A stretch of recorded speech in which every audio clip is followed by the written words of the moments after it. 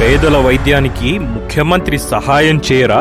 పేదలకు అనుకోని విధంగా ప్రాణాంతక వ్యాధులు వచ్చి చికిత్స చేయించుకునే స్తోమత లేక ప్రాణాలు గాలిలో దీపాలైన వేళ గత తెదేపా హయాంలో ముఖ్యమంత్రి సహాయ నిధి నుండి ఉదారంగా లక్షలకు లక్షలిచ్చి పేదల ప్రాణాలను నిలబెట్టారు చంద్రబాబు గారు.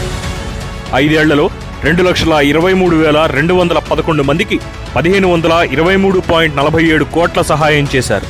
అలాంటిది జగన్ గారు అధికారంలోకి వచ్చాక ఆ సాయం ఆగిపోయింది.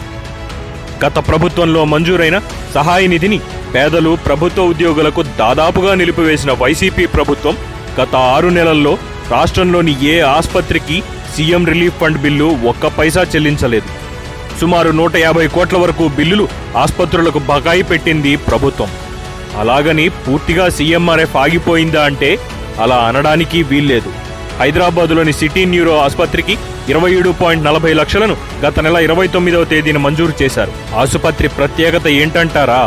ప్రతిపక్ష నేతగా ఉండగా కోడికత్తి కేసులో గాయపడిన జగన్ గారు అప్పట్లో ఈ ఆసుపత్రిలోనే చికిత్స పొందారు.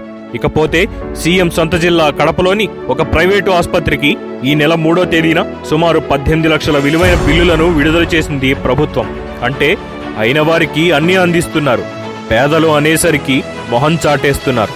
పేదలంటే అంత కక్ష ఎందుకు జగన్ గారు? వాళ్ళేం పాపం చేశారు?